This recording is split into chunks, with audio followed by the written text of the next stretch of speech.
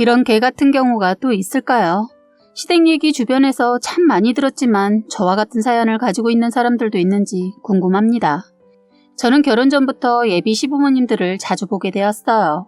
예기치 않게 자주 얼굴을 보게 되었는데 그것은 시어머니가 느닷없이 약속을 하거나 예비 신랑과 데이트를 하고 있으면 그 자리에 찾아오셔서 할 수 없이 자주 보게 되었어요. 왜 그렇게 눈치가 없는지 살다 그런 분은 처음 봤습니다. 가만히 보면 알면서도 모른 척 무시하고 맘대로 행동했던 것 같아요. 시어머니 자리가 마음에 안 들었지만 그땐 신랑을 많이 사랑했고 시어머니 때문에 결혼을 업고 싶지 않았습니다. 그래서 결혼하면 일단 시댁과 거리를 두고 살아야겠다 생각했는데 기가 막히게도 저희 신혼집 마련하자마자 저와 신랑을 속이고 시어머니, 시아버지 꼬셔서 이사를 저희 집 근처로 온 거예요. 저한테는 거짓말을 하고 그런 일을 저질러 놨더라고요. 나중에 들통나고 나서 어떻게 이사를 속이고 오셨냐고 하자 오히려 더 당당하게 내가 내 아들 근처로 이사를 온 게 쟤냐고 따지더군요. 누가 쟤라고 했나요? 전 그렇게 당당하면 거짓말하지 말고 떳떳하게 이사를 하지 왜 속이면서 그런 짓을 했냐고 따졌습니다. 그런데 말이 이렇게 안 통할 수가 없었어요. 오로지 자기 말만 하는 분이더라고요. 통하지 않는 사람과는 말을 오래 하지 말아야 한다는 걸 저희 시어머니 통해 알았네요. 도저히 말이 통하지 않는 사람이었어요. 그래서 할 수 없이 그냥 저는 신경 쓰지 않고 살려고 했는데 문제는 저녁마다 저희 집으로 식사를 하러 오시고 그것도 모자라 여행이나 가족 모임을 비롯해서 시어머니 모임까지 물어보지 않고 통보를 하며 같이 가는 걸로 하는 겁니다. 하나에서 10까지 마음에 드는 것이 하나도 없었어요. 연애 기간 동안 시어머니 보면서 마음에 안 드는 것이 보였지만 그땐 잘 보이고 싶기도 하고 좋은 게 좋다고 그냥 참고 넘겼습니다. 솔직히 결혼해서 더 심해질 줄은 상상도 못했으니까요. 저희 친정집이 못 산다는 걸 듣고 나서는 그때부터 저에게 대하는 태도가 싹 바뀌셨어요. 그래서 결혼도 힘들게 했습니다. 저를 떼어내려고 일부러 눈치 없이 굴었나 생각도 했는데 눈치 없는 것은 원래가 그러더군요. 어쨌든 이런 사정으로 그냥 참고 넘긴 것이 갈수록 더 힘들어졌습니다. 그리고 그때만 해도 신랑마저도 힘이 없어서 무조건 따르는 시기였어요. 시누이 한 명 있는데 이 여자 역시 완전 또라이였습니다.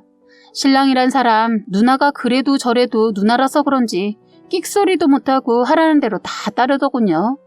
도저히 이대로는 못 살 것 같아서 저는 착하디 착한 신랑한테 기대지 않고 시댁과 싸우기 시작했습니다. 한 번은 시어머니 또 갑자기 여행 날짜를 잡아서 통보를 하길래 일방적인 여행 계획에 먼저 따라갈 수 없다고 핑계를 대고 친정으로 가버리고 신랑만 보냈습니다. 일단 처음엔 신랑만 보내다가 차츰 신랑마저 못 가게 했어요. 처음부터 신랑도 보내지 않으려고 했지만 그땐 그냥 큰일 만들고 싶지 않았어요. 생각할 것도 많고 하니까 머리가 아프고 큰일이든 작은 일이든 생각하는 것이 다 귀찮더군요. 혼자 살다가 결혼해서 살아보니 소소한 일로 시댁과 부딪히는 일이 너무 많아서 너무 힘들었습니다. 참다 저는 친정에 얘기해서 도움을 청해서 겨우 가족여행에서 완전히 벗어날 수 있었습니다. 저희 친정엄마가 저희 시어머니한테 전화해서 몸이 안 좋다고 말했거든요. 엄마가 전화해서 그런지 시어머니 순순히 알겠다고 하더군요.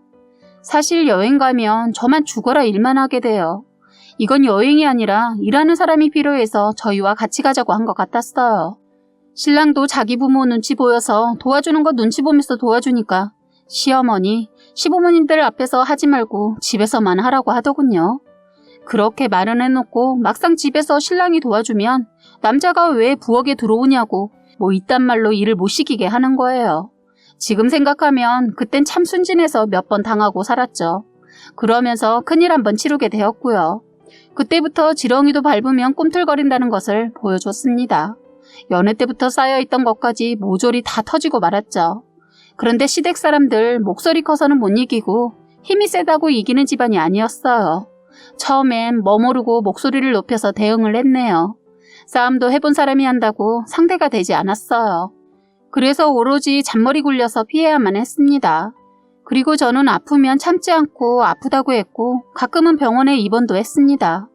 마음에서 병을 만든다고 정말 힘들어서 미칠 것 같으니까 몸이 자꾸 여기저기 아파오더군요.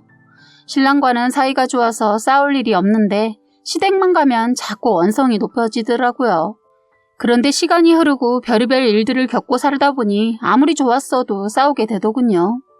사이가 좋아도 결혼해서 살다 보면 아무리 좋은 부부도 싸우기 마련이라고 지인들이 말했는데 그게 어떤 것인지 알 수 있었습니다.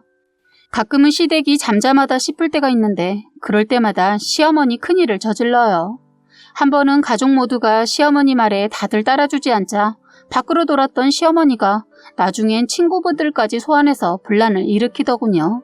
제가 결혼하기 전까지는 뭐든지 시어머니 마음대로 다 하셨던 모양이더라고요. 어느 누구 하나 시어머니 말에 토를 단 사람이 없었나 봐요.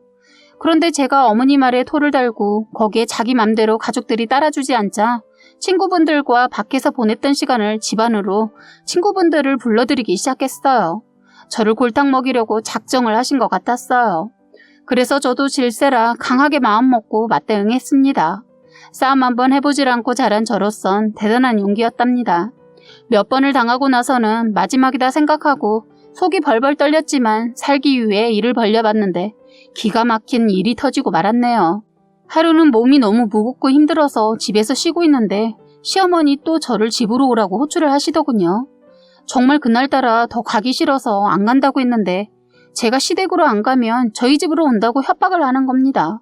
그 많은 친구들을 다 불러서 온다고 해서 결국 저는 시댁에 가게 되었어요. 시어머니 저를 보자마자 장봐오는 거 음식 좀 하라고 하더군요. 어머님 친구분들도 하나같이 끼리끼리 논다고 다 똑같았어요.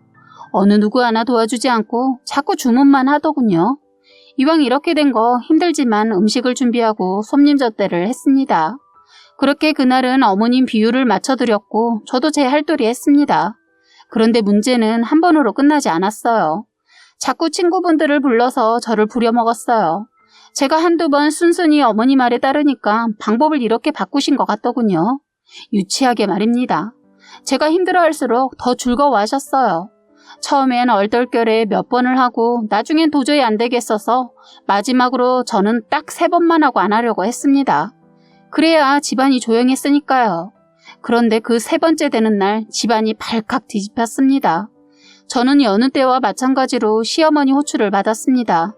일부러 제가 쉬는 날을 시어머니한테 말하지 않고 거짓말까지 했는데 바보 같은 신랑이 거짓말을 못해서인지 시어머니 제가 쉬는 날을 알고 그날로 모임을 잡았더라고요. 그날 역시 몸이 자꾸 아파서 병원을 가기 위해 예약해뒀는데 시어머니 신랑 출근하자마자 아침부터 전화해서 서둘러 오라고 짜증 섞인 말을 하셨어요. 제가 못 이기는 척하고 시어머니 말에 따르는 거 3번까지라고 다짐했지만 그날은 정말 몸이 아프기도 하고 중요한 날이기도 했습니다. 그래서 그날은 임신인 것 같아서 병원 가야 해서 못 간다고 했더니 대뜸 지혜야 핑계를 댈 게 없어서 그딴 걸로 핑계를 대니? 그리고 넌 쉬는 날이면서 왜 나한테 거짓말을 하고 그러니? 너 내가 시댁에 와서 일하라고 할까봐 거짓말했니?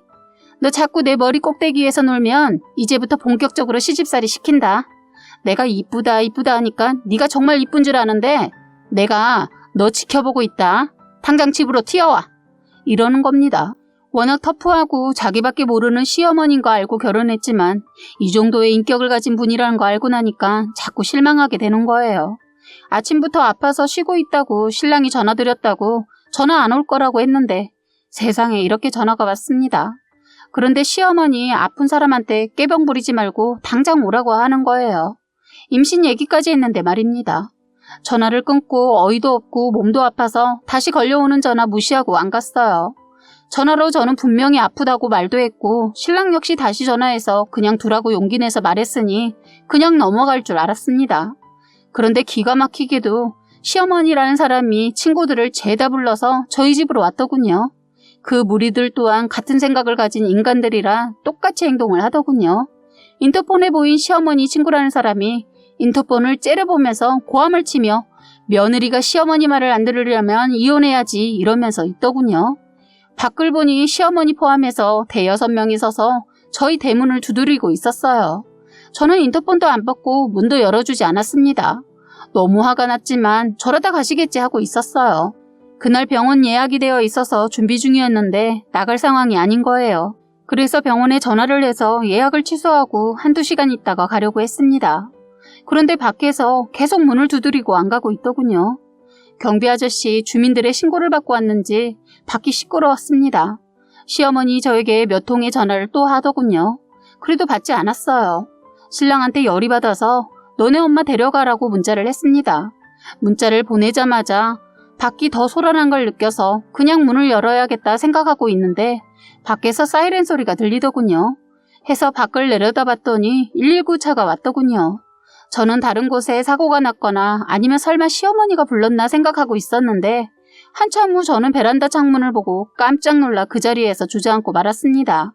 창문으로 119 직원이 안을 들여다보고 있다가 저와 눈이 마주치게 되었거든요.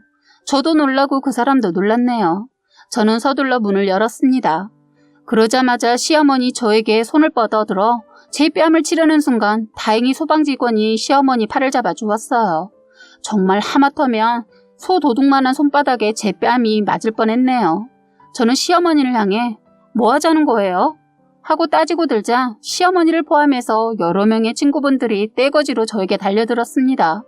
그러자 시어머니, 너 이 싸가지 지금 네가 잘못했으면서 지금 나보고 잘못했다고 하는 거냐? 순식간에 일어난 일이었습니다.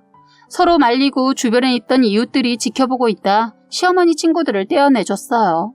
아직도 그 순간을 떠올리니 화가 나고 아찔합니다. 저는 이런 일을 겪으면서 이대로는 신랑이고 뭐고 끝까지 못 가겠다 생각하는 순간 제 아랫배가 자꾸 뭔가 콕콕 찌른 듯한 느낌이 나면서 그 자리에 주저앉았어요. 사실 임신이 처음이 아니었어서 몸이 안 좋았을 때 임신했구나 했습니다. 그래서 병원을 예약해 둔 거였는데 제가 첫째를 아쉽게도 유산을 해본 경험이 있어서 이번엔 놓치고 싶지 않아서 미리 선수치고 일을 만들지 않았는데 신랑이라는 놈도 이럴 땐 도움 하나도 안 되었습니다. 그거 하나 못 막아서 저희 집에 그 여자들이 떼거지로 몰려오게 한 걸 보고 나니까 신랑이란 사람 포기가 쉽게 되더군요. 신랑은 자기 엄마가 그렇게까지 할 줄 몰랐다고 하더군요. 그렇게 겪어보고 아픔도 한번 크게 겪어봤으면서 말입니다. 뻔히 임신일 거라고 자신도 믿고 있었으면서 막아주지 못했어요. 결국 시어머니로 인해 두 번째 아이도 잃었습니다. 결혼하고 바로 들어선 첫째 아이도 시어머니 똥꼬집 때문에 잃었는데 둘째 역시 안타깝게도 유산을 하고 만 겁니다. 저는 그날 바로 병원으로 가게 되었지만 이미 늦은 상황이었어요. 저는 병원에서 나와 무작정 시댁으로 갔습니다. 시댁에 도착했을 때 현관문이 열려있고 살림살이가 현관 밖까지 나와 있더군요. 집으로 들어서는데 바로 시어머니가 보였어요. 저는 묻지도 따지지도 않고 바로 시어머니한테 달려가 시어머니 머리채를 잡고 마구 흔들어 버렸어요. 그땐 두 아이를 시어머니 때문에 잃고 나니 눈에 보이는 것이 없더군요. 그때 아마도 머리채뿐만이 아니라 뺨도 제가 갈긴 걸로 압니다. 신랑도 저한테서 이혼하자라는 말 듣고 바로 시댁으로 달려가 순하디순한 신랑이 시댁집에 가서 살림살이 다 부셔놓고 발칵 뒤집어 놓았더라고요. 괴물처럼 덤벼드는 저에게 시어머니가 아들놈이 집안을 쑥대밭으로 만들어 놓더니 인연까지 난리네 하면서 고함을 질러서 알았네요. 그러면서 한다는 말이 니들 애 못 지킨 것을 왜 내 탓을 하고 날 잡냐면서 미친 사람처럼 나중에 날뛰더군요. 신랑놈 진작에 이런 모습을 보였다면 이 상황까지 오지 않았을 텐데라는 마음이 잠깐 들었습니다. 값진 물건들 속에 특히 시어머니가 아끼는 물건들을 죄다 때려 부셔놨더군요. 시어머니 제가 반 정신 나간 상태로 덤벼드니까 결국엔 저보고 미안하다고 제 발을 붙들고 빌듯이 했던 걸로 기억하는데 그딴 거 보이지 않더라고요. 시아버지도 말리지 않더군요. 귀하디 귀한 손주를 2번이나 잃어서인지 넋놓고 제가 하는 행동 그대로 보고 있었습니다. 뒤늦게 시누이도 신랑이 난리치고 갔다는 소식 듣고 시댁 근처에 살고 있어서 바로 쫓아왔는데 시누이 저랑 눈이 마주쳤는데 그때 제가 제정신이 아니라는 걸 알아서인지 그 쌈딱 같은 시누이가 저를 건드리지 않고 눈을 깔더군요. 되려 자기 엄마를 탓하며 왜 그랬냐고 뭐라 했던 걸로 기억됩니다. 현관문이 열려 있어서 밖에 있던 사람들이 하나둘 저희 시댁 집안을 들여다보면서 수군거리고 있었어요. 저는 그 인파들을 뚫고 나와 그날 바로 저희 친정으로 갔고 저희 친정에서도 더 이상 이 결혼을 유지하는 것은 무리가 있다고 이혼을 하라고 하셨습니다. 그렇게 해서 저는 신랑과 짧은 결혼 생활을 하고 이혼하게 되었습니다. 안타깝게 두 아이를 그렇게 보내서 마음이 아프지만 어찌 보면 잘된 거라고 저를 위로해 봅니다. 어차피 안 될 인연을 아이들 끈으로 갔다면 이보다도 더한 일이 있지 않았을까 싶은 생각도 드네요. 아무튼 저는 이런 개같은 시집살이를 하고 끝을 냈습니다. 생각하자면 별거 아닌 걸로 모두가 괴로운 결말을 낳은 것이 아닌가 싶습니다. 전 남편은 폐인처럼 지낸다고 들었어요. 자기 아들 그렇게 만들어 놓고 나서야 정신을 차렸는지 시어머니 저에게 빌고 또 빌더군요. 용서해달라고. 하지만 이젠 저는 더 이상 이 집 식구들과 얽히고 싶지 않네요. 결혼이란 거 참 어려운 것 같네요. 아무튼 저는 큰일 겪고 느낀 것은 처음부터 죽이 되든 밥이 되든 싸우더라도 소신껏 자기 의사를 당당하게 말하고 해결을 봐야 한다는 걸 깨달았습니다. 무조건 참는 것은 아닌 것 같아요. 어느 누구의 희생만을 바라는 것은 너무 이기적인 것 같아요. 서로 조율해서 서로 조금씩 양보가 답인 것 같습니다. 여러분들도 꼭 시부모 자리 잘 보시고 결혼하시기 바래요.